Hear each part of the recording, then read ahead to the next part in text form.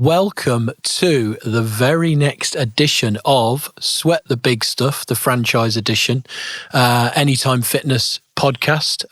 Again, Kieran Smith, your host. I am delighted today, beyond delighted actually, to welcome our very next guest, Aary Walia. Aary, welcome. Thank you so much for taking the time to join us today. No, thanks for having me, mate. It's a great honour, and looking forward to it. It should be fun. It will be fun. We will make it fun. Of course. We will make it fun.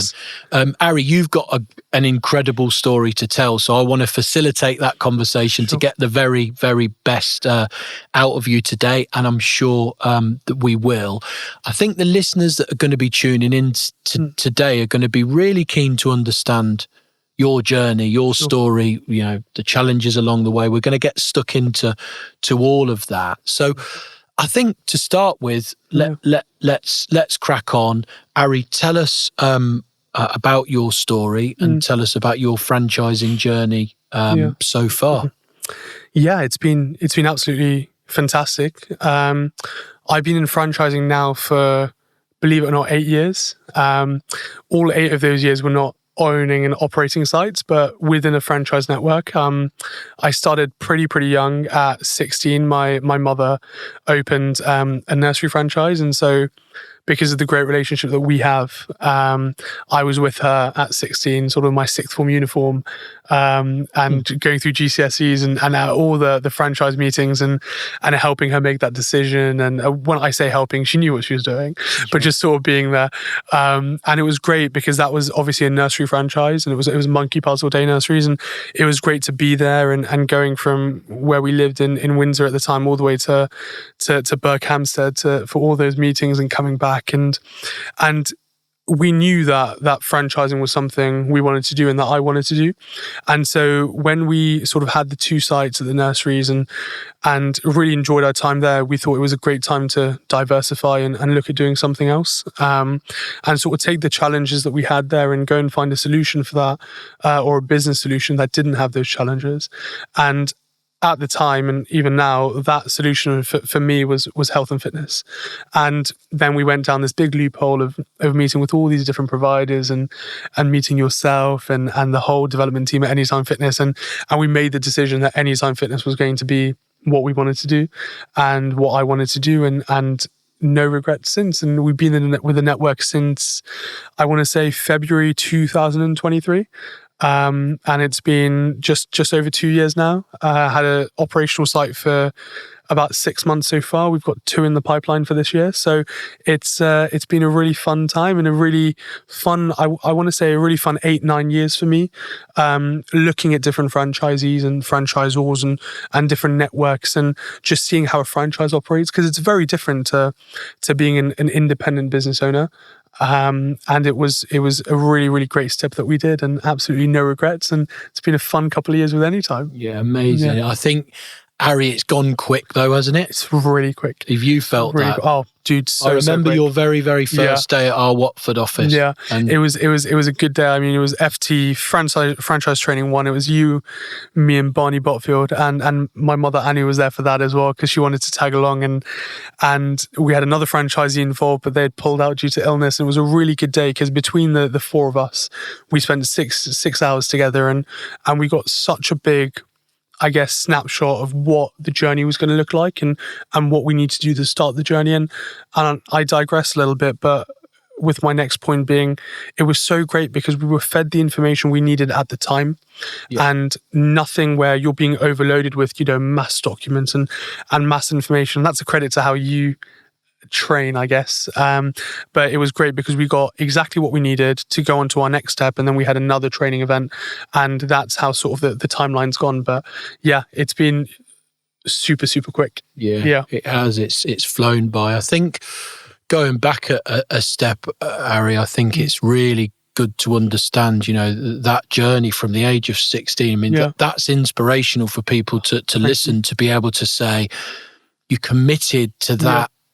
journey through the nursery so young. We met your mum, and I think, she won't mind me saying, we've said she's all of our mums now. She always laughs when we say that. We built a really great relationship up, and I think that's been a really important part of your journey. But what I'm keen to do is, not take anything away from the fact that actually you've stood on your own 2 feet from day one and achieved some great things. And look, we're going to explore those lots today. I'm looking forward to it. Aary, I recall you attended a discovery day with us as well. So you've had that franchising experience running the nurseries. And you mentioned earlier that actually, some of the ways of working were different in fitness. Was that one of the main reasons for you to diversify and get into a fitness franchise rather than a food franchise? Or what was your thinking there? I think the biggest thing for me is we were presented with a problem and we needed to find a solution, and a quick solution, before because we didn't really know where the future led, and that problem was COVID. And so we opened the first nursery in the peak of the pandemic. The second one was very shortly after the second lockdown. And so we were presented with a problem where we were in a highly regulated industry, which required certain skill sets for staff members that aren't paid very highly. And you needed a lot of red tape to bounce around from. Sure. And what we were then presented with was, right, so we have a labor problem. We have a problem where we're not getting qualified staff members, enough staff members, relying heavily on agencies which charge you double the hourly rate plus VAT, and we needed to find a solution quickly. And so, I say the number a lot, and I've definitely told you a couple of times in our conversations, we had 17 different conversations with different franchisors, F&B and health and fitness and all these different ones. And we really wanted our time back, and basically our money, the money that you spend on your time, you wanted that back to be able to work on the business rather than in it. And health and fitness provided that solution, and Anytime Fitness provided that solution in particular. It's one of those things where, I give you an example. We had a situation last week where all 3 of my staff members were off sick. We had 2 on annual leave, or 1 on annual leave. One was meant to be in, one was sick, and the other one called in sick. And that was the situation for 2 weeks. And all we had to do, send an email to members to let them know, stick it up on social media for prospects, and the club ran itself. No complaints, no issues, nothing. And that was the best example of, right, we've been open 6 months so far. We knew 3 years ago that this is what we wanted to combat, and here we are. If that was the nurseries, we would have to close the nurseries for a day, refund all the revenue for a day, which is, across 200 children at £95 on average per child. That's a lot of money going out your pocket. Yeah. That's not the case with the gyms. You're getting, we're at £52.99, and if staff aren't in for a day, then members come in, tap their fob or tap their phone, and they just crack on. Classes go ahead as usual. Group instructors are separate, and it's great.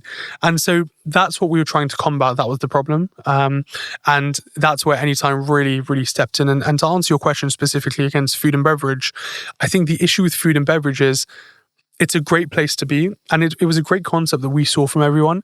It was just the regulation that you had there was not as much as nurseries and nursing homes and where you're dealing with actual people's lives, but it was still heavy. And so Anytime Fitness, you came in, as long as your sort of health and safety is on point, the gyms should run and sell themselves, because it's a phenomenal product. And that's what set you guys apart from other gym providers that we spoke about, is the product. The Gen 2 spec was so great that you. I was going to ask you that. You've worked through that in your mind. You've worked in the nursery business. You've seen the success. You understand some of the challenges. You've looked at your 17 different offerings. You've narrowed it down then to fitness, which is brilliant. Yes. Then, so that was what you felt set Anytime apart, was the quality of the product. 100%. I remember we sat together with the development team at Anytime, and we spoke through the problems that we were facing and what we were looking for. And also I remember I came to you and to Barney and we said, look, these are what we've gone and explored with other franchisors in health and fitness. This is what they're offering. This is the questions we have and what you guys can do around it. And the biggest thing with Anytime is you can walk into any of those gyms. And I did. I walked into Epsom. I walked into different gyms. Epsom, one in Bristol, one of the gyms in two Bristol gyms, one of the Epsom, a range of gyms. I mean, so many, I can't even list them all, but we went in and the consistent thing was that you walked in and there was just that wow factor. You walked in, beautiful wood panels, beautiful logos, just an amazing atmosphere, and all the hiring was so on point across the gyms that you get greeted with a smile. Some gyms know your name because you tap that fob and they can see your name pop up, and they treat you so well. And then the sales sort of tactics afterwards, where the salesmanship is so consistent, it's so eloquent, where it's not a forced sale, it's not a severing of a relationship if you don't take a membership, because at that point, even before we had our fobs to go in, they thought we were just prospects. So there was no forceful selling, and the tactics were so great. And that was obviously the training we then later got from FT7 and the operations training and all those things. But it was just how amazing the clubs looked, and that was the changing factor for us. We knew we loved you guys as a head office team and the development team as a whole, and it was when we walked into the clubs that we just went, "Wow, that was the moment. This is what we can have." Yeah, absolutely. I think you touch upon many excellent points, but I think there's one, and you use the word sales. I think there's that can apply to any kind of business development or any organization looking to grow their business. I think with the feeling you had towards us and the development, that's amazing to hear. Absolutely. And we take that on board, and of course 100%. That makes us all smile. Yeah. But I think ultimately, as good as we may or may not be, or how warm you feel, the warmth you feel from us, you've got to have that belief in the product. So you believe that was the point where it was right. That was the wow. And I tell everyone this. I say, if you go into different gyms in London, I mean, our gyms in London, arguably some of the best offerings of health and fitness are in London. And I say you go and try different price points, premium gyms, luxury gyms, ultra luxury gyms, and you go and look at their offering compared to ours. The gyms aren't too dissimilar. The only difference is that we provide a phenomenal price point and a great product offering, and that's the sort of the game changer for all of these guys. And yeah, I mean, if you can go into any other franchisor, and yes, I'm biased now, but back then there was definitely no bias, and from a non-biased point of view, it was like, no, we want Anytimes because they look better, they feel better, and quite frankly, they perform a lot better than other clubs. I think something that struck me about you in the early stages, Aary, everything that you've articulated now, you managed to grasp very quickly. So pre-signing that franchise agreement, you were able to describe to us where you felt an Anytime Fitness value proposition sat within the market. You understood that mid-market piece of, we're not a value offering in the 20s and 30s, but we're not we're not at the premium end of an all-encompassing health club that is offering spas and swimming pools and multiple studios. You understood what we were, and you understood where that that £50 price point could be achieved as opposed to a 30 or a 200. Absolutely. And you grasped very quickly, and we'll talk about this later, have gone on to deliver that experience-led value proposition. It isn't a you walk in, of course, needs must. If your staff are sick for the day, absolutely, things happen in a business, right? We know that. But actually your core values that you always stand behind is, and it struck me that you got that so early that we've got to deliver a wow factor and a wow moment for members that love our gym. And I'll give you a plug, but for anyone that's not following the Anytime Fitness Bermondsey Instagram page, get on and do it, because rather than anything I can say, that will speak for itself about the engaging content. I scroll through Instagram on a daily basis and see members sharing stories. You've got you're sharing 5 or 6 a day of members that are coming in, recording their workouts. So it's to wrap that part up, it's experience led. And I think you got that from the start. And, doing all of that due diligence that you've described doesn't surprise me, because getting to know you in the last 2 years, I know that you're very thorough and comprehensive how you would look at property acquisition, how you would look at executing a pre-sale strategy. So, I think that led you to a place to be able to make a decision. You've talked about that was your now moment of, right, I understand that this is a brand that I want to commit to, but I think you grasped that concept really quickly. So no, thank you. I appreciate that. And it's I think the mindset going into that was quite clear. And especially with franchising in general, it's sort of, if you're going to join a franchise network, you need to come in with your vision, but also adapt to what the franchisor is. I mean, that's what you need to take the decision and your time to make that decision, because at the end of the day, if you're going to come in and sort of, hypothetically reinvent the wheel, you don't want to do that, because there's a model there that works, and it's worked for a lot of different people.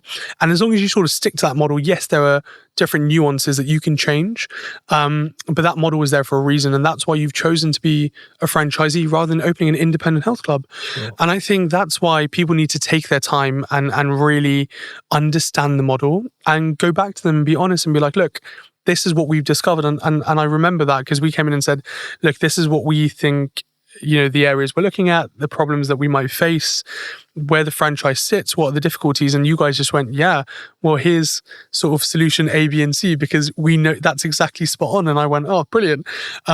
Because if you're going to go to, I don't know, hypothetically, say Nando's, right? They're not a franchise, but say you go to Nando's and you want to say, hey, we want to put 10 different things on them. And you're like, yeah, great. You should probably own your own independent restaurant. Like, it doesn't work like that. We've got, peri peri chicken that tastes great. And that's what we want to do. Yeah. And that's why we took our time with the Anytime decision and with the other decisions, because we wanted to come in and say, these are our strengths. These are the qualities that we possess. And we think we should be sat here, there, and where we should be. And you guys went, yeah, correct. It's making sure that's aligned, isn't 100%, it? I think 100%. We're not selling you a franchise. We're granting you a franchise agreement, but it's an agreement of that partnership. Are you ready to go into a partnership with us?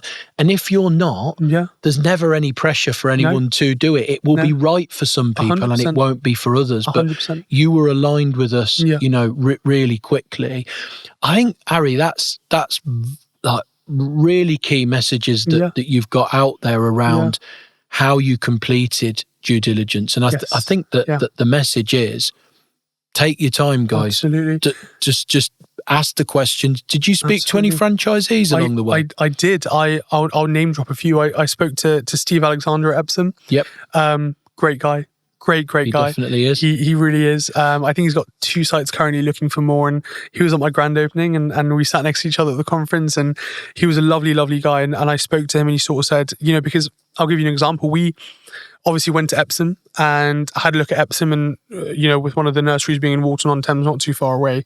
And it was, we went in a fairly quiet time, and there weren't that many members. And I sort of just went, it's a bit quiet. I mean, how's your club? I don't know why I went quiet. I went, it's a bit quiet in here. How's your club performing? And he went, phenomenally. And I went, what do you mean?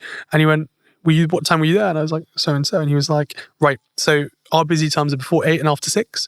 That's universally in gyms. We get the maintenance done at this time. And so Steve, not knowing himself, but basically taught me a bit about how the health and fitness industry works. Sure. So in my brain, I get all of my maintenance done in the middle of the day, because that's when it's quiet. And what's great is Steve was like, these are our membership numbers, and this is what we're achieving. So yes, you came in, there were 10 people in the gym, but we're turning over X, and we've got X members, and that's way past where we should be cash flow wise. And I went, phenomenal.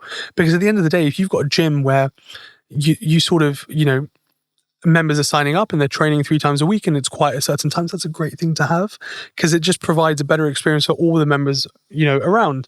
And that's why, and I'm sure we'll come to this, but that's why Anytime Fitness have a membership cap. And that's so valuable.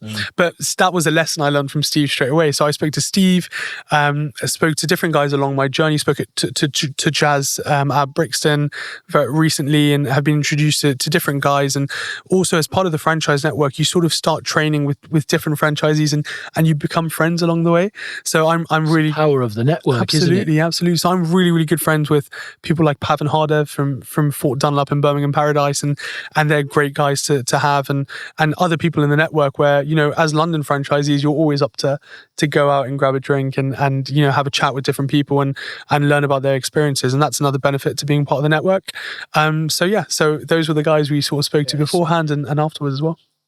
again, really we encourage that. Yeah, It's 100%. have an honest conversation, You should. because like I say, we're there to make sure that before signing a franchise agreement, whether that is a yes, you're there and you're on board. Yeah, If it's a no, that's okay, but it's a no from a fully informed position. absolutely. You've done thorough due diligence. Absolutely. You know that actually this is or it isn't right, armed with the knowledge. So you embarked on having those conversations. You met with Steve. You were open-minded. You saw something and was maybe concerned about how busy the gym was, but then you realised, actually, I'll get under the hood and understand 100%, why this is. 100%.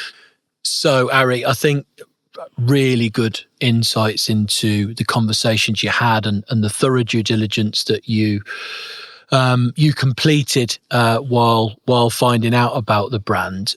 Let's push on now to when you signed your franchise agreement. Sure. What did the onboarding look like? You've talked a little bit about some of the early training already. Yeah. But more, what were the first big steps? Yeah. What did that look like for you? So, like I, briefly mentioned, one of the great things that you guys do is provide the right amount of information when you need it. And so the first thing we did is we were introduced to the whole franchise training model. And so we came in for FT1, spoke about what makes a good site, what makes a good franchisee, what we're looking for, a brief snapshot of everything we should be expecting in the next couple of months and how we go about it. And then we came back for FT2, where all we spoke about was property, because that's all we had to be concerned about at that point in time. And we went thoroughly into what we're looking for, negotiations, property, this, that, and the other. And then you sort of like, a bit like graduating from university, where you get the certificate and you go, and now you go to the big bad world. It's, or the big nice world, depending on how your outlook on life is, glass empty, glass full situation. Like you sort of said, right, and now you go and engage with agents and speak and get your heads of terms sorted. And we entered, God, Kieran, we entered 7 negotiations, and we did a lot. Like, we went from different areas and different sites, and to be fair, I think I've had quite a unique journey with you guys. But we went and saw everywhere and tried to just get a site done, and finally landed on Bermondsey, and that was a real cracker of a site, and as it's proved to be now. And from that point, it's like, okay, we're in legals, we've got heads of terms agreed. Now we come back for, was it FT4 or FT3? But the next franchise training model, where we say, now we talk pre-sale, and now we talk what we need to be doing from now until you complete on the lease, and then you have construction workers going in, and your team goes in, and this is what we need to be doing in terms of hiring the right manager, hiring the right membership advisors, the right coaches, any assistant general managers, things like that. And that was with Matthew Corley, and that was great. And we had a great time with Matt. And then we sort of did that training again with the general managers with us. And that was great as a franchisee, because now you've sort of reconfirmed what you know. And it's good going in there because you've got a GM who sort of thinks you know what you're doing, and you do know what you're doing because you've been through the training once and you've implemented it, and they don't know that that's the reason they've been hired, because you've got that training, and then you go through it together, and you go through what makes a fantastic pre-sale. And I mean, with AF opening 20 clubs a year, you know what you're talking about. You've got 20 clubs worth of data of pre-sales of what goes right and what goes wrong, and what you need to be doing. And then following that, we get the team on pre-sale, and then we come back one more time for operations training, and the club's about to open. What do we need to do to make sure the club succeeds? Yep. How are we focusing on not only the sales element of it, but how are we focusing on the membership element of it? In terms of member engagement, the complete journey of a member from start to finish, any retention pieces that we need to be concerned about. And so we go through all of those trainings. And at the end of the day, the best thing that's going to give you practice is an open club. I mean, that real world experience is better than any textbook. Yep. And that's what we learn from. But that doesn't mean that the textbook should be ignored. I mean, at the end of the day, as I said, you got 186 clubs currently open. It's 186 clubs worth of data that you're presenting in a PowerPoint presentation from 9 to 3 across 2 days. It's like, well, in those 12 hours combined, or 11 if you take lunch into consideration, that's what that's what you're getting in your brain, and that's what's so valuable about Anytime Fitness, because you get all of that support. And God, I mean, during the property findings phase, we might have spoken once a day. Like sometimes more. Yeah, sometimes more. I'd call you. We and were I'd be voice noting, we were calling, Absolutely. because there was lots going on. And I think if we dwell on that point for a bit, Aary, because I think, I'd like to walk through the journey, because I think we've done that really nicely so far. I think let's talk property, because I think from an onboarding point of view, you're absolutely right. I remember that moment when you'd come through your second module. We'd had a full day on property. We were talking to you about the language and the terminology. You asked tons of questions, and I remember you had your notepad, and you were always inquisitive. You'd always challenge things in the right way. But I think I could visibly see that you were like, right, I've done this due diligence. I've committed to sign the franchise agreement. I've done my first 2 days training. I want to get out there. I want to speak to agents. Who are my agents? What are the agents I'm working with? How can I unlock things? And we went to work pretty quickly. So let's talk property. How did you do due diligence on the site? On the site, sorry, because there were lots of proposals. There were lots of sites. How did you undertake that due diligence? How did you utilize my support and the team's support? What did that look like for you? So I think firstly, it's important to mention that I've upgraded the notebook to an iPad Pro. So now we take some notes on that, and I just want to put that to the universe. And moving on. Exactly, dude. But anyway, to answer your question, we, obviously you guys have preferred suppliers, and we get phenomenal rates from the likes of CBRE and different property agents that you guys introduced to us. And the first thing we did is sort of go to all of these agents and all of the sort of high street agents and things like that, and just say, look, we're coming to town and this is what we're doing, and we want, a 6,000 square foot site, and this is the price point we'd like to pay. Or even this is what we're looking for. This is what we'd like agreed. This is sort of, we're looking for a X amount of time on a lease, and are we good to get rolling? And you sort of put yourself under all of the agents' radars, because the second they see a big site, they're like, yeah, Anytime Fitness. They straight away think to you. They're not thinking anyone else, because they know the model works. And that's the great thing, because now you can go to pretty much any town in the UK, or most towns, and be like, there's an AF there that I can train at, or within sort of a 5-10 minute driving distance. Within London, sometimes within a 10-15 minute walking distance. And it's great for them to have that feeling. So agents are already on board, and they're already on side, and they know it's a franchise model, and they really like that.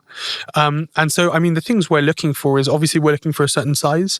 There are brand restraints and things like that. You can't go and open a 25, 30,000 square foot leisure centre. That's not what you want. You can't stick a jacuzzi in there. We're looking for that sort of 4,500 to 8,000 range. That's what we want to see. We want to see certain things in there. Personally, I love a unit that's a Cat A spec. I love it. If there's HVAC in there, if there's raised access flooring in there, that's gold dust for us. You've seen those, and we've seen the bottom spec, and you've seen everything in between. We've seen everything. I mean, I remember you and I went for viewing on London Wall, and it was one of the smaller sites, and it was about 5,000 square foot, and it was with Savills that we went to see it. And we're talking needles on the floor, and we're talking all of this stuff, and it was London Wall, right? And but in your brain as a new franchisee, you're like, oh goodness, what am I looking at? If I go in there now, I'm like, cool, we'll get a broom and we'll clean it up. Like, that's it. We're looking at the property. We're not looking at anything else. I remember we went to Bermondsey. We went around to the back, and there was I won't use the word that I use, I told you, but let's just say some rough sleepers. They're not there anymore now, but on that day, on our first viewing, I was there, and I said, Kieran, there's like rough sleepers here. And you were like, you've got to look past that. You're looking at the property. We're looking at the build quality. We're looking at, the acoustic requirements. We're looking at whether it's a HRB or not, a high-risk building. We're looking at sort of the vibrations between floors and the acoustic mitigation that we'll require. So there's a lot of things that we look at, and those are the main things. Within a lease, we look at things like cap and collars, rent-free incentives, cap cons, things like that.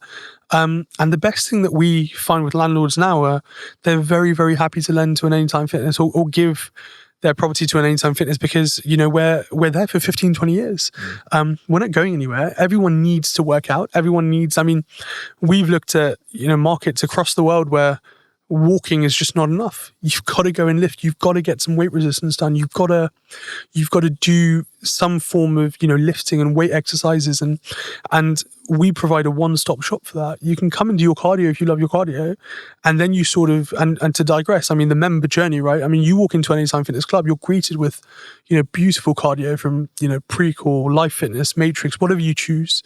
You then go to a functional area where you progress to, and then you go to the pin loading, and then you're in the plate loading, and then you're in the free weights area. So it's like when you walk in, and if you're, severely overweight, you're 50, you're in your 50s, significantly overweight, health concerns, and you want to lose some weight because you want to feel better and be there for your family and be there for yourself, then you're not going to walk in and see big 6'8" Thor training in the free weight area. You're going to see the treadmills first, and you're going to ease your way into it. And I think we do that so well in Anytime Fitness clubs because that's the member journey that we're providing. But on the property front, that's what landlords want. They want an Anytime Fitness there because we're going to be there forever.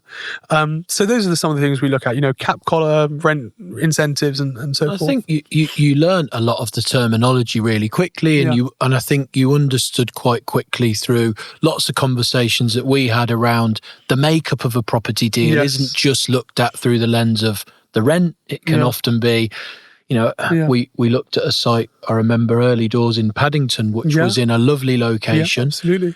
I think the property needed a lot of work and we were facing a landlord that unfortunately wasn't prepared to support us on that. And it made it not a viable project. So I think throughout all of the viewings and inspections and, you did our site criteria, which is our document to understand, commercial viability, but viability from a technical perspective of a building. We landed on Bermondsey. It was one I presented to you. I think it was a bit left field to start with it. Well, look, demographics, I think, is something I want to get into a bit with you, Aary, if you don't mind, and how you bought into that data. And look, just to present, Paddington, for example, we went in and that was the first situation where it was yourself, me, Trevor Kidd, head of design and construction for you guys at Anytime UK. And we were there and, you and I from sort of our property standpoint were a bit like, phenomenal site, great location, great footfall, great everything. And Trevor just went, nah. And I went, what do you mean? And he went, it's going to cost you, £250,000 to be able to make this even suitable for getting the construction guys in there. And then you've got a fit out to think about. And I just went, Jesus. And that's things that we've now got that knowledge. And you've always had it, but I've certainly got that knowledge now. And with situations like that, it's like, when you've got a landlord that doesn't understand those struggles and is just looking at, pound signs, do you really want to get involved? And that's how we have that superior high ground where we're now looking at landlords and going, do we want to tie up with you guys? Are you going to, and our landlord at Bermondsey, Touchwood, has been phenomenal. And we've had, water ingress and things like that we can go into later. And they've been there to fix those issues because they know it's their problem. And if that was Paddington, that wouldn't have been the case. And what's really funny, sorry, just to cut you off before Paddington, is Paddington was eventually fitted out for a sort of a class-based space. They closed within 12 months and the landlord gave them a very big capital contribution. And I had this conversation with the landlord recently and it was they've now gone with a restaurant in there, surprisingly. And I said, if that was us, we would still be there now. Like, you should just give it to us. And we asked for it 2 years ago. You would have had a tenant in. We would have had the same terms. You gave them worse terms than us. Sorry, better terms than us. So we were asking you for less. And we would have fit it out and we'd have made a phenomenal site for all the residents in the Paddington area. But you chose to go a different route. And it's a shame. You're going for F&B now, but it's a shame that we couldn't have done that because we would have been there today. And so that's Paddington. I think all of those, I remember all of that really clearly. And I think all of those steps were movements of where you were looking along the way towards getting to Bermondsey. And I think, when I picked up the phone and presented Bermondsey to you and presented the demographics to you, what were you thinking? Of course. And then sort of the days after that, when you were conducting your due diligence on the site, you mentioned some of them first impressions earlier. 100%. I get that. I remember that day too. Absolutely. But talking about the data that supported the location, Yes. because if I can be so candid as to say, please, yeah. Anytime Fitness pre-COVID, we looked at, and we still do, look at your high street locations. Absolutely. We look at your retail parks. Yeah. We look at the sites that have got that curbside appeal, that natural visibility. Yeah. You don't have that. That's not doing your unit is beautiful, and we'll talk about your success later. It hasn't hampered you. No. It isn't traditional. You're walking 13 minutes or more, depending how fast you are from the station. Absolutely, yeah. Your Crimscott Street is off a side street, so you don't have that same appeal. No. So what about the demographic information and the layers that we provided to you made you think that was right? Because there was others that at the time that you was looking at that site was aware that it was on the market. And I'm not going to shout out any names on here, but people said to me, if a franchisee's looking at that, that's not going to work. It's too tucked away. You had the belief. Why? I'm just going to put out to the universe that we're doing month 15 revenue in month 4. Wow. So it certainly has worked. It absolutely has worked. And I think... Why did you think it was going to? Because I will definitely talk about 100%. That success, but why did you think? So to answer your question specifically, the data doesn't lie. So you presented us with the demographics. We got the Periscope report. Believe it or not, I didn't look at the Periscope report before we went to the viewing. So I sort of turned in, saw the rough sleepers and went, Kieran, what are we doing here? And then went home and you were like, no, just see the data. And we went there and it was the first viewing was you, myself, Anu, and Dan. And Dan Penn was there and Dan just went, why have you not checked the data? I was like, I'm sorry guys, I'm busy. And he said, just check the data. And I went home and checked the data and I was blown away. Genuinely blown away. And I called you, I think that evening. It was at like 7:30 p.m. I don't know why you answered, but you did answer. And your phone was probably still on. And you were like, yeah, Aary. And I was like, I want it. And the idea was, look, the data, first of all, you presented us with the location and the location was fantastic and the building was in great quality. And obviously you have some preconceptions about Bermondsey and South London from 5-10 years ago because those existed, crime stats and so on and so forth. But London is an ever diversifying and sort of is ever becoming the new London it is, where the crime in certain areas are going down. Areas are becoming very, very attractive for the young crowd who want to rent, and mainly renters over there. And we went, okay, let's look at the data. Periscope says there's 100,000 people within a mile and a half or whatever, and there's 40,000 within an immediate radius. That's a big percentage. Let's look at the competitors. We looked at the competitor analysis. We looked at the offerings that they had there, and then we sort of reverse engineered it. And we went, right, so out of this, if penetration in London, 19%, a certain club has this many, and you have these many clubs, we'll have a big budget operator there who's got 6,000 members.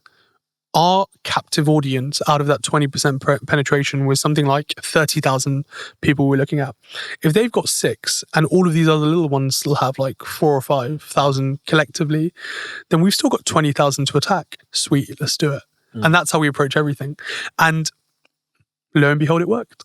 And that was the main thing. And when we looked at the Periscope data, it was very much about the fact that, yes, the location is a redeveloping South East London, SE1, a 14-minute walk away from London Bridge Station, a 20-minute walk away from Bermondsey Station. It's not in the middle of any main transport links. You're not off Bermondsey Street. You're not even off Tower Bridge Road. You've got to go from Bermondsey Street to Grange Road, and then you're at Crimscott Street. So you're off a different road. But we were in the middle of a residential metropolis. Like, there were already 20,000 homes in the area, in the immediate area. We have the pickle factory that had been sold out a year and a half in advance for 3,000 new homes. The newest development is just finishing in September 25. And now they've got another development right next to us that got sold out a week after launching. Like, this happens in London. And so we've got all of these residential guys at our doorstep. And the benefit to that is that we can provide members with the experience they want. The days of, and I've done it working in the city, the days of going for your spin class in the middle of the day, showering and going back to work are gone. The guys who can do that are very privileged to have 1.5, 2 hour lunch breaks. Now it's training before work, training after work, training on the weekends, getting some classes in before and after hours. And that's exactly what Bermondsey provides. We're in the middle of this big residential street and residential streets all around, and we provide the exact class offering that people are looking for. And most of our classes are fully booked because of that, because people do want to train at 5:45 and 6:45 before they want to go to work, and then they come back at 6 and 7 and 8 and attend all of those classes after work. And that's what we provided in Bermondsey. But yeah, it was the data that we saw from the demographics. It was the quality of the unit. We got the unit in a Cat A spec with really great terms. And it was the location for us. It was the fact that it was in the middle of all of these homes, and it just made sense. Yeah, and I'm sure the guys who said it won't work are regretting it a little bit, but we definitely aren't. I think you have to have that belief, don't 100%. you? And I think where you came into your own at that point is, we're never going to pressure you on a site. We'll work with you. We'll present things. Yeah. We want you as franchisees to be proactive and find sites as well and work with agents. It's a partnership at the end of the day. But I think you realised, and everything you've articulated, is you were able to be in a position that, this 30,000 catchment, they're walking out of this immediate area to your big competitors that have got the 6,000 members. And hey, if we're able to put something of a high enough quality on their doorstep, no, we haven't got that natural marketing. So in pre-sale, guess what? We're going to need to do it a bit differently. Absolutely. We're going to need to invest in marketing. Absolutely. Digitally. We're going to need to invest a bit heavier in that. You applied those things, which I'm really keen to talk about.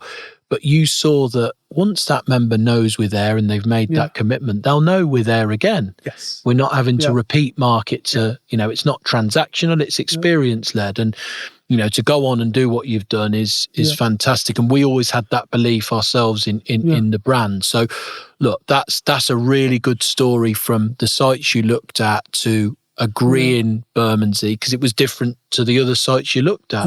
And we had to get creative and think out the box with how we were going to make the right decision.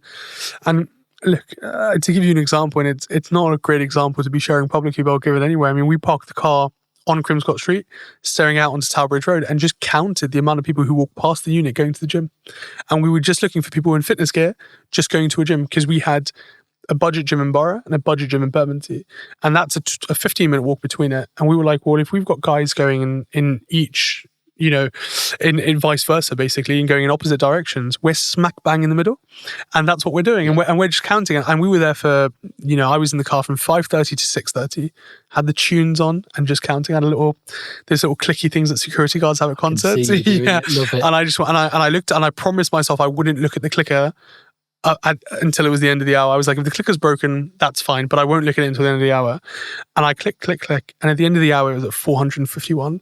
And I was like, that's in an hour. 451 people have walked in each direction in gym gear, very clearly going to the gym.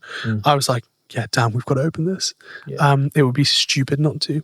And and now we've got all of those 451 in the gym. And they're yours now. So you worked, you made a firm commitment. I remember that moment. I remember the phone call, and I was like, right, we're on board. We worked through negotiations to get the right deal in place. Once then, I think the key bit is once legals are instructed, right? A heads of terms document is going to give you 2 pages worth of the key terms. A lease is 90, 100 pages in some cases. So you've got your solicitor on board looking at that. That triggers lots of things then with us, doesn't it? It does. I'm talking now, Aary, design and construction and pre-sales. Right. Let's start at design and construction. So challenges. Just design and construction. So because, as you said, they're 2 very vast topics. They are. So design and construction, leases instructed, right, what are we doing now? Okay, we're going to figure out how well of shape the unit is in. So we're getting a pre-lease inspection done. We're getting a schedule of condition done, and we're getting an acoustic test done. So we're coming in, we're figuring out how much we need in terms of acoustic mitigation. We're figuring out if there are any structural issues, if there are any sort of building issues that we need to be concerned about, and we're cracking on with getting all of those. And one of the things, to give you an example, that we found at Bermondsey is that there were water issues. There were issues where the building in some scenarios leaked. The water table was too high and so on and so forth. And we went, okay, it's a bit of a I won't use profanity, but it's not ideal. How did you feel at that point? Oh, dude, shock, terrible. It's heartbreaking. Yeah. But this is where speaking... And sorry to jump in, Aary, unexpected at that point. Absolutely. Because you're looking at, the bathrooms were in immaculate condition when we viewed it. Like brilliant. You say, Cat fit out. Yeah. Going to be for an office before, wasn't it? Beautiful building. You wouldn't have expected it. So how did you deal with that feeling of, oh no? Honestly, heartbreaking. Because as I said, we'd been through 7 negotiations together, and now we'd found the one, and our heart was set on it. And I was just like, oh. But then, it's really, really valuable, because there are moments where you sort of turn around and have to, and it's funny because I wish I'd had this conversation earlier. I had a conversation this was a month ago, I had a conversation with Jazz from Brixton. Yeah. And I was telling him, we had a rig put in and we had some more water come through and this, that and the other. And, it was the first time in my life, and I should have had this conversation with Jazz years ago. He just went, chill out. He literally went, just chill out, Aary. It's part of being an entrepreneur. Like, you can't lose your hair over it. It's going to happen. You've got brand support. You've got the support of the landlord. Just get it sorted.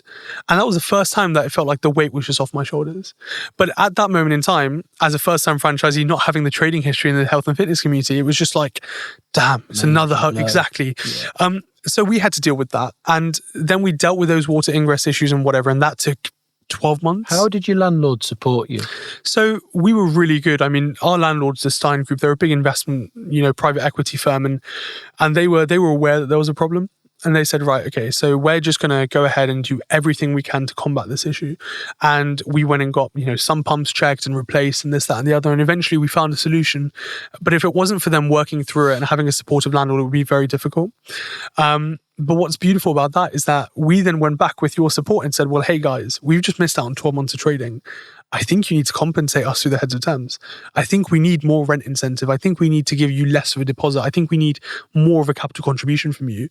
And like clockwork, it worked. Because we went back and said, look, we've got an understanding landlord. They're going to understand that, again, we're here for 20 years. We want to make sure that we're on side together. And they did just that. They said, look, we'll give you some more rent incentive. We'll take the deposit off. Here's a bit more cash. Go crack on. And we went, happy days. But to revert back to sort of the design and construction, we then, after we receive all those reports, we then go to architects and we said, look, this is the acoustic mitigation we require. These are the structural issues that we're facing, if any. These are the building issues that we're facing, if any. Design the thing. And we got Mesh Architects involved from your introduction, and they're an approved supplier of Anytime Fitness. And we went ahead and got the entire building spec'd out, and then the magic goes to Mr. Trevor Kidd, who creates this giant tender pack that I didn't even want to flick through because it was so many pages that he created, and that went off. Heavy document, and that went off to all of your construction suppliers. And from then we just received tender offers, and we had all of the construction suppliers come down. Some of them came down with 10, 12 people from a team. And some people brought the HVAC guy, and someone brought their flooring guy, and someone brought this, and they went around and they absolutely just blitzed the entire building from inch to inch, getting every dimension right, everything that they need to know. And they went away, created a competitive quote, and come back to us and said, this is what it's going to cost, and are we good to crack on? And we ended up choosing Storage Concepts for Bermondsey, and I think they've done a phenomenal job. And I'm sure Colin won't mind me saying that. And I'm sure he'd be delighted. I'm sure he should. Yeah. Colin, he has done a phenomenal job. He's done a great job, and his Kevin and that team that look after it. I think the way Kevin manages it and Colin oversees it, and the team that they have, I think it's phenomenal. And they've provided such a great product for us at Bermondsey. And that's what we do. And so after the tender offer, it's right, okay, so this is what we're going to do. Let's go and get your lease signed. The second your lease is signed, boots are on the ground, we're good to roll. Key moments, That's the one. That's not the one. Too big of a gap between that. Maximise your incentives, have them ready. And it's 3 at once, to be fair with you. It's bank funding has been approved. So you've got the AIP, you've got the letter, you're ready to go. The lease has been signed and the tender offer has been confirmed. So to put that into a chronology, the second you've got your bank funding confirmed, you then confirm to the fit-out contractor that they're the ones you're going for, you pay the deposit, and then you sign the lease. Yeah. Because if you sign the lease and the other 2 aren't sorted, or the other 2 have got hiccups and delays and they need more information, you're starting to eat into rent-free and your guys aren't even in the building. So that's what the design and build perspective was. the pre-sale perspective and the pre-sale timeline was the second we signed the lease, we hired a general manager. We knew we had a general manager in mind, and I'll give him a little plug. Danny Manning is a great guy, and I really do love Danny, and we've got a great working relationship, and I think a great personal relationship as well. Danny and I have known each other for a year now, and we hired Danny and said to Danny, look, this is the team that we want to hire, and this is the team that we had hired the same time as Danny. And so we then sort of went in and said, this is what we're trying to achieve. This is what our philosophy is, and this is what we're about. This is our virtues and our principles. And, I want you to know this is who I am and this is my business background, and tell me about you. And Danny has got great experience working for Anytime Fitness. He was previously an AGM at a different Anytime Fitness club, came on over to us for the career progression.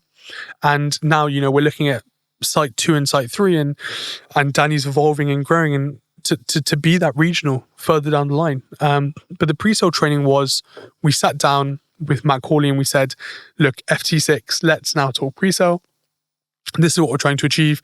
This is the number we need to achieve. This is the prospects we need. Let's re-engineer it. What are we going to do week by week? How many prospects do we need?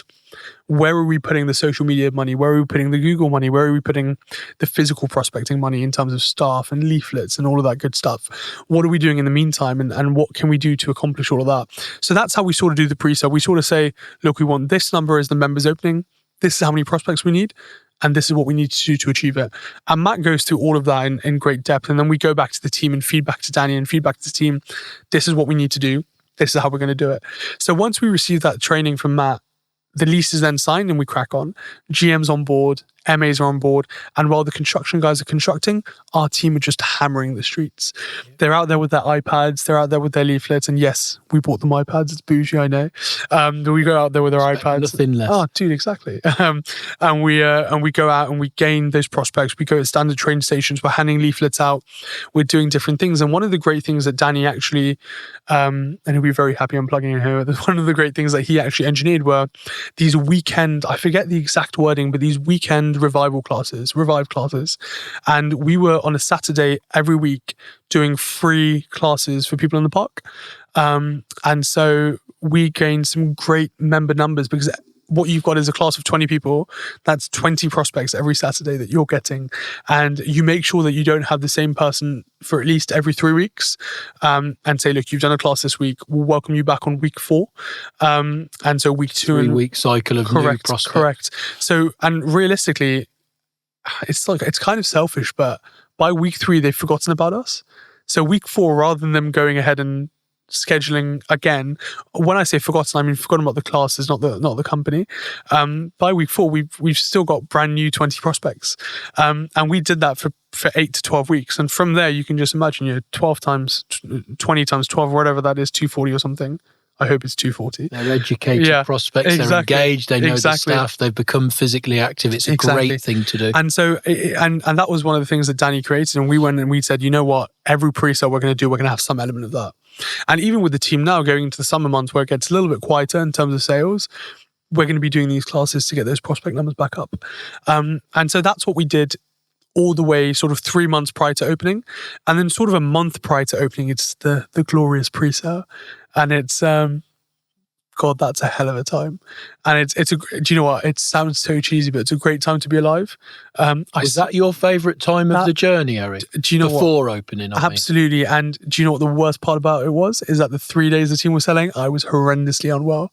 And it was just one of those things where I was like, oh, I wish I could do this. But again, falling back on the model, you've got a general manager who's highly trained, who's trained by yourself and trained from what you've learned from Anytime Fitness. And then he's attended the training with Anytime Fitness in HQ, in Watford at the time, but now in Victoria. You've got a team who's been trained by the general manager. Those guys for 3 days didn't need to call them. I was just looking at all the memberships that were coming in. I didn't even speak to them. And Danny was like, you just get better. We've got this sorted.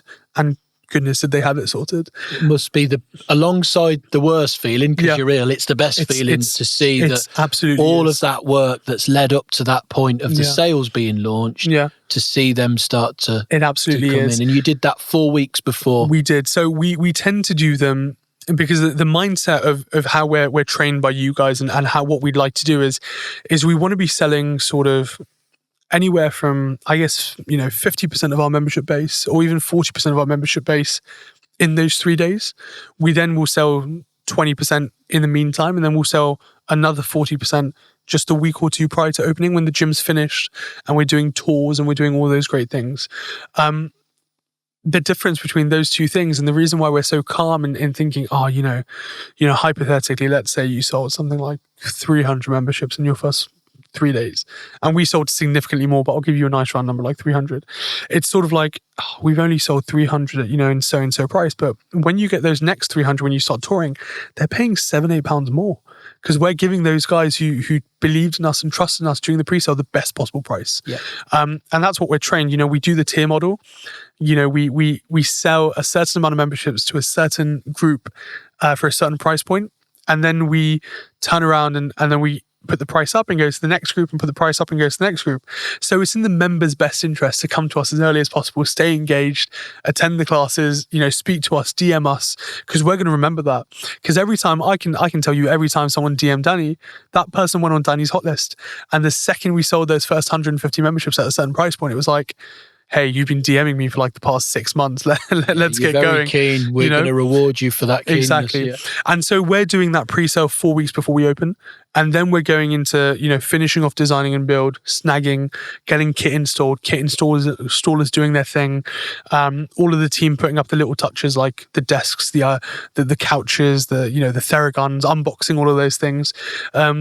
Dealing with general waste contractors and bin services, and God bless Biffa for sorting all of that out. And we're doing all of that, and then we go into touring, and I think touring is so important. And we're taught from all of the training that we get. It's right. The member comes in, you greet them. That's how we greet them. We do a needs analysis. We know what they're looking for, and then our brain goes into sales mode. So now we've heard them. We go into sales mode, right? This person's looking to lose some weight. They're not too concerned about muscle mass. They just want to tone down, lose some weight. They just want to get active. They've never been in a gym before. Okay, let's start off in the cardiovascular zone. Let's go from there to the functional zone. Let's introduce them to our classes. And then another member walks in 45 minutes later, and they're, a bodybuilder, and they're like, I'm here because I live above you and you're my closest gym, and I love to deadlift 200 kilos once a week. And I said, no worries, ignore all of this. We're going to go around the corner. I want to show you the squat racks and the deadlifting station. That's where you need to be. And they're like, oh, perfect. Sign me straight up. Tailoring the experience to their needs. Absolutely. And that's exactly how it should be done. And if it wasn't for that, then we would be spending an hour plus with each client going across every single piece of equipment in the gym like they don't know what you're talking about. And probably 45 minutes into it, they're like, Jesus, guys, we've been training for like 3 years. We'd always call them museum tours. You're focusing on the aspects that might not be of interest to that prospect. Exactly. So I think doing that needs analysis, asking 100%. Those questions, you guys grasped that really quick. No, thanks. And you had an experienced manager that 100%, knew those principles. And it's also it's one of those things where with those museum tours, you never really want to do them, because if you don't get the needs analysis from a person, you're going to get to the end of the tour and they're like, oh, that's all great, but where's your swimming pool? And you're like, guys, were you just here for the swimming pool? Yeah, I swim like 5 times a week. I'm like, oh. I wouldn't say wasted, but fair enough to say. To be fair, you've wasted an hour with a prospect that had no intention of joining unless there was a pool. They didn't know that. They just saw the word fitness or gym and thought that everyone's a leisure centre. They don't know the difference between an anytime and a local leisure centre. And you could have actually had 2 or 3 walk-ins that have had to wait, and one has probably lost their patience and gone home as actual sales because you haven't done the needs analysis. And so, unless we have that training from the franchise training, and we get that, and the general managers will obviously have a lot more operational experience than we will as first-time gym owners. Unless you do that, you're never really going to succeed in the way you want to. So that's the last step then. And after we've done the pre-sale, then we just jump straight into operational sort of procedures and everything that the gym needs to do once we start training. But that's pretty much the process. And it sounds pretty easy, and you'll get hurdles along the way, but you're introduced to pretty much everyone. Aary, can I jump into that? Yeah, please. Because I think, look, you've embraced and absorbed all of that knowledge very quickly and bought into the brand and asked questions, worked with us, attended all the training sessions and bought into everything. Yeah. You mentioned the water ingress. You've had a challenge there.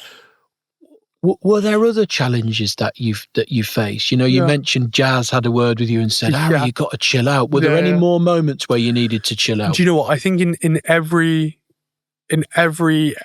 sort of venture that you do, there will always be challenges. Yeah.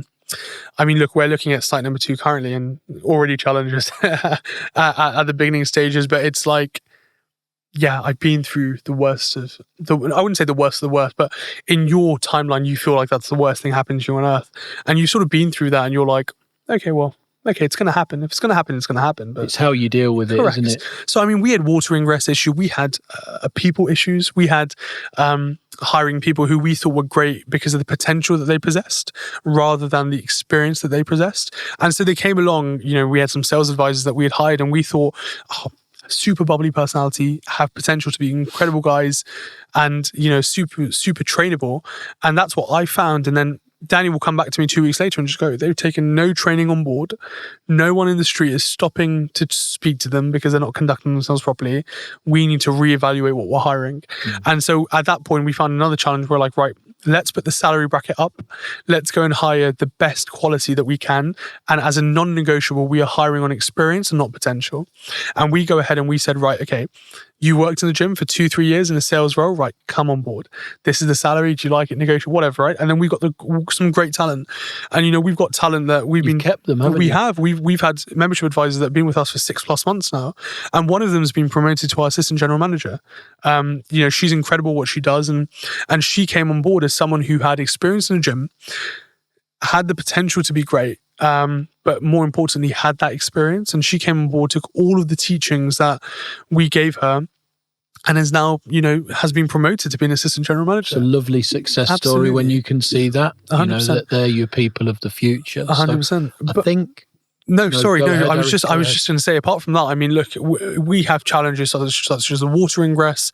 I mean, there are always going to be building issues. There are always going to be issues with, you know, tenants who don't like contractors parking in a bay because that's their favorite parking spot and this, that, and the other. And, definitely. And it's like it's things that you just got to take in your stride and just go for it. But I think in Bermondsey, water ingress was our biggest issue, and it's being dealt with as of today even. But it's something that we're, you know, effectively combating. But nothing apart from that. I wouldn't say there was anything too drastic on top of that. But yeah, the water ingress was definitely drastic. Yeah. Well, look, as you say, these challenges come up, and it's how you can stay focused and how you can be solutions orientated to work through them, and you certainly have done that. So, leads me on, sort of wrapping up the final bits of today, Aary, about where we are today. You know, Bermondsey. Yeah. How's it going? Yeah. So I think I won't use the exact figure, but I think it's one of the it's within the top 10% of performing clubs in the UK. It's doing phenomenally well. We're doing month 14, 15 revenue in month 5. From a banking point of view, we haven't spoke heavily about the funding application, but you know that was something you worked on, and you know you asked a lot of questions, and we got that right throughout. Yeah, absolutely. And look, to briefly go on it, I mean, NatWest, for example, approved supply with Anytime Fitness. NatWest wouldn't be lending 70% of a project if they didn't believe in it and they didn't believe in the brand. And that was beautiful for us because we came in and we went, oh, how hard's this bank application going to be? And I remember you were like, Aary, it's fine. And I was like, oh, I'm not sure. You know, I remember you panicking a bit about that. I was 22 at the time, and I was like, oh, Kieran, I'm 22. I've barely got enough, you know, taxable income, you know, because the nurseries, I didn't need it. You know, everything was on the business and this, that, and the other. And you're like, just believe in the model. And lo and behold, it was a smooth application. 3 weeks later, the underwriters went, yeah, sweet, crack on. It's like, oh, great. And I remember it was a Friday. To be precise, indeed. You called and said, We're in, yeah. And told you, don't panic. Yeah, no, I won't. And now, and so we got that sorted pretty quickly, and that was a really seamless experience, and NatWest obviously wouldn't lend unless they were completely confident on the model, which they absolutely are. So Bermondsey's doing phenomenally well. I mean, we've got a really great membership base of just shy of 1,500. They're cracking on. The team are very happy with what they're doing. We compensate the team phenomenally well. I mean, they get base salaries, they get commission every month, they get a quarterly bonus if they perform a certain target. So we compensate them very well. And we do different things for our team in terms of private medical insurance and different things to incentivize them to be there. We have a great social every month or every quarter at the moment, because I've been a bit lacking on the social element. I have indeed, with you guys rather than my team. So, but we've been doing that. So look, sitting here, going into month 6 of trading in May, I could not be happier. I genuinely couldn't. And well, I lie. If we were, double the membership base, maybe I was happier. Of course. I couldn't be happier. Exceeded your expectations. And I'm confident that before we hit a year of trading, we will hit the membership capacity. I'm confident. And that's how great the model has been, and that's how great Anytime Fitness has performed for us. And so it's going absolutely smashingly, and we couldn't be happier.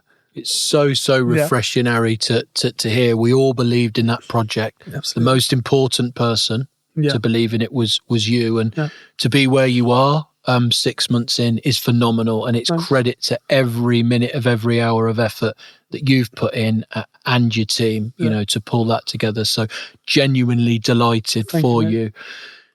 On the bank funding element, clearly you'll work with a relationship manager, and you'll be going back and having conversations about Project 2 and Project 3, and they're always going to be keen to, well, what did you submit to us, and where are you now? But for the future, because I think I've got, listeners are going to want to understand, we've got a great franchisee here. He's 6 months in. What are you doing now to make sure that, is it consolidation at Bermondsey? Is it future growth? What's the future plans for you? Always future growth. Always future growth. I think, it's always future growth for us. And with what we're doing at Bermondsey, where, in terms of how I monitor the team and so on and so forth, we obviously have a great leadership there, and what we do from sort of a HQ point of view, if that is what I am to them, it's sort of monitoring their calls, monitoring their sales activity, setting targets for the managers to then pass down, and that's what we're doing at Bermondsey. And so, as I said, the goal is hitting capacity before annualization, and that's what we want to achieve. And then from a PIN point of view and from a territory point of view, we're working on 2 sites now in different locations, one not too far away from where I grew up. So that's going to be really close to my heart site, and another one not too far, just around the corner from Bermondsey. That's a really great thing that we went to see together, and we had we walked in and, we said to each other, and this is how many viewings you and I have been on, we said to each other, let's not confirm to the agent how happy we are, let's just we'll keep it really low key. And we walked in and we sort of turned around and just went, wow. Like, we just went, geez, this is incredible. It felt good, didn't it? It felt amazing. And so we're working hard on that at the moment to get that into legals, and we're just towards the end of heads of terms on that one now. And that's the future plan for, I'd say, 2025. And I think, 2026 is only a couple of months away, it's 9 months away, or 8 months now. And I think, we did 1 last year, we'll do 2 this year, maybe 3 next year, let's see. As long as London's there for the taking and for expansion, as it always is, and as long as people keep living in London, which they are, and the city's coming back to life now, and I think it's a real great thing for what we want to do. So with the brand, it's we're fully committed as a franchisee to fully grow and expand with you guys, because the results been phenomenal, and I'm super happy. And look, on a personal note, I have a great time doing it. I have an absolutely great. We ran into each other yesterday at the Completely Retail Marketplace, and it was that I was there because as a franchisee, I wanted to meet agents. You were there from a HQ point of view because people come to you and then you pass the sites on to franchisees. But I was there because we want to be proactive to get these sites and come to you and go, Kieran, I've got this site, it's 6,500 square feet. It's a 20-minute walk away from Bermondsey. It's not near any other territory. I think we can really make this succeed. And you guys sort of go, crack on. What do you need from us to support you? And I go, this is what I need, and this is what I'm thinking. What do you think? Amazing, let's do it. And that's what we want to be doing, and we have a great time doing it, because and you made the lovely comment of how my mom's everyone's mom, and she loves that as well. Mom absolutely loves that. But for me, though, as a franchisee, that just makes me feel so welcome. Like, we want to be doing business with people that we feel are like extended family. Yeah. I mean, we're going to have hard conversations. We've had loads of hard conversations. Sometimes you to me, and sometimes me to you, going, Kieran, I don't feel, supported. And you going, no, trust the process. And I go, okay, fine. Because, not like a girlfriend. I can't call you every 5 minutes, right? You've got to, although if you are calling a girlfriend every 5 minutes, you need to reevaluate that. But it's very true. Yeah, but it's that scenario where, we've had those difficult conversations. We've had some phenomenal conversations. We've celebrated. We've gone for drinks. We've shared champagne at Bermondsey's grand opening, and what and a it's night that was. An incredible night, and it nearly brought tears to my eyes. With all the lovely words that you said when we cut that ribbon, and when Anu cut the ribbon, and it was on a personal note, that's the relationship that I want, and we've had a phenomenal time doing it. So we're expanding because we love the model, and we're also expanding because we love you guys, and that means a lot to us. Well, Aary, that it's so good to hear, and I think the proof's been in the delivery. Absolutely. You've delivered it. The models were, you committed to an extra license for Bermondsey. Yes. You're about to sign an extra license for your next territory. Yeah. You've got another territory reserved. So I think, 3 clubs pretty quickly is where we're going. Yeah. I think a lovely place to end the podcast. Sure. And you've been a phenomenal guest, by the way. Thank you for coming. Yeah. I think to be able to go through the steps in your journey in the detail that you have has been very candid and open. I think that will be appreciated by the people that are digesting this at home or on their commute or on their line bike, because I know you like to travel. They'll really get some good insights from this. If I am that person, right, and I'm sat listening to this and I'm completing some early due diligence on Anytime Fitness, and I've got a dream to open my own gym. Yeah. What advice are you telling me? You were a young guy coming into this. Age doesn't matter. Yeah. But what I feel age really does matter is inspiration to younger people that will look at you and say, I'm 21, I'm 20, you started franchising at 16. I'm not too young to do it. So I think it certainly provides that level of inspiration. But if I'm that person, young or old, what are you telling me, Aary? How can I make it work? Yeah, look, I think people get confused that timing is everything. And I think, it's that saying, Jimmy Carr always references this Japanese proverb where he's like, the best time to plant a tree was 20 years ago, the next best time is now. So it's one of those things where you've got to just commit to what you want to do and do it straight away. There's no need for us to wait for the perfect time. In the gym industry, January and September are great selling times. That doesn't mean if you open a gym in July, it's not going to do well. You had an opening in March and that's done phenomenally well, and their sales are incredible, right? And it's one of those things where if you're a new franchisee or a young franchisee, I'd say, do it. First of all, commit that that's what you want to do and do your due diligence properly. The last thing you want to do is walk into a room full of salespeople, because at the end of the day, they are salespeople, and who are keen on just selling you something and perhaps even taking advantage of the fact that you are a certain age. Walk in and know what you're talking about, and also be very receptive to learn. I think there's no place for egos when you do things like this at this age. I think it's very important to walk in and go, I don't know what I'm doing. I need to make sure that I invest my time, my money into a brand or a concept that I believe in, but that will support me the entire way. And that's what I did. I walked in and said, I knew nothing about health and fitness. I like what you're saying. I'm going to go and do some due diligence. But if I sign with you, I want to know everything that's in your brains with your, decade plus experience in health and fitness, different people in head at HQ having 20, 30 years under their shoulders. I want to know everything that you know. And you want a brand that turns around and goes, absolutely, let's do it. So my advice to young guys and girls out there is just go and do your due diligence properly. Go and make sure that you're ready to commit to what you want to do and just throw yourself headfirst into it. Just absorb absolutely everything people are saying. Sort of strategize in your brain what you want to take on board, what you don't want to take on board. And then also, whenever someone gives you constructive criticism, like you have on many occasions, take it on board, take it on your shoulders, because that's the only way you're going to grow. And we went from that a year ago to opening one of the best successful clubs in London that's continuing to prosper, touch wood, to now opening 2 sites this year. That wouldn't have been possible if you had a headstrong 22, 23-year-old, 24 now, but a headstrong 22, 23-year-old at the time who just went, no, it's my way or the highway. It's not how you want to operate. So I say do your due diligence, and then when you're ready to commit, because the best time to do it's now, not in 6 months' time.